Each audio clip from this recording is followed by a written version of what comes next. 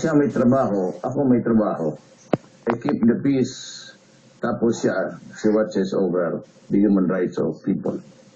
Kaya it's not really new to us na magka-ikwento talaga. There will always be a collision somewhere.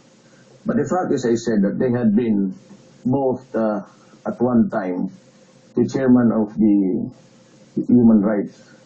Bakit hindi na ako pinakulong?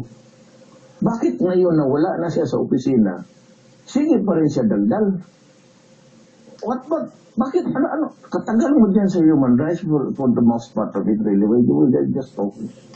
Alam mo, I remember one time, hinabol ako I was told to explain by the ombudsman when I made the dirty finger over TV.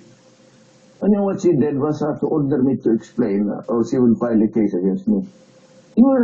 Alam mo, ang CHR, may mga abogado yan. Alam ba ninyo, kayong mga abogado dyan sa Human Rights Commission, that a dirty finger is symbolic of a man who is angry. Ginagamit yan pag galit ka. And it is covered by the freedom of expression phrase in the Constitution. It is non-verbal, hindi salita.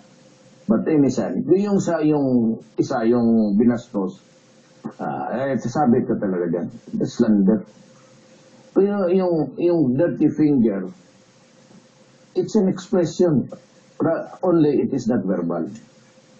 Kita mo, pati ako, yung nasundan niya, nakagumagastos pa ako, when as a matter of fact, she could have just asked for an opinion from a legal officer, unless abogado niya, na sinabi okay yan.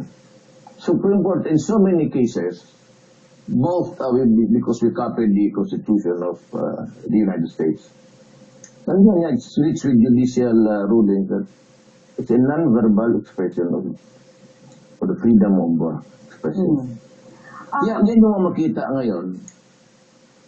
Bakit dapat kayo magtaka kung bakit chairman na siya, kaka-resign lang, tapos marami siyang daldal, at may mga ginawa ako na hindi acceptable sa kanya, and she thinks that it is a crime if you do dirty finger in public. And when I was testifying in the Senate, nagalit ako doon sa smuggler for stealing 7 billion of our taxes. At sinabi ni Enrile, tinanong niya ako, what will you do? And I said, I'll kill him. Tapos sabi ni Jinggoy, sabi niya, sabi ko, I would give you the answer you want to hear. Patayin ko yan. And for that, De Lima and Eta Rosales again went on air to rail, alam mo naman, not so much with Eta because he's not a lawyer.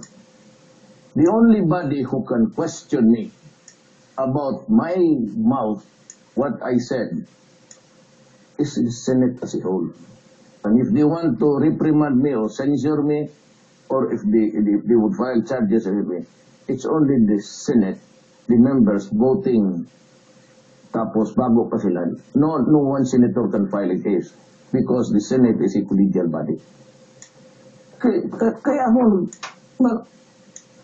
alam nila na wala silang pakialam gan. And yet, every time sabihin ako, itong dalawa start to wag their tongues.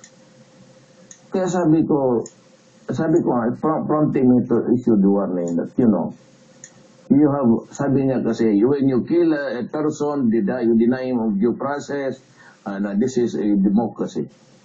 Now, Secretary De Lima forgot that she arrested Arroyo and husband at the airport and did not allow them to fly out. At that time, Paniera, there was as yet no case filed in court. Now, we know that mahuli ka lang if there is a warrant of arrest and you cannot be stopped at the airport unless there is a whole departure order. Actually, ang ginawa nila was to kidnap or force the Arroyos to go with them to Camp Crame. Later on, they filed a case. But that case, the filing of a case, does not excuse the crime already committed. May panahon na wala pa mang warrant. Ngayon mayroon na. Because subsequently sa arrest nila sa airport, file sila ng kaso.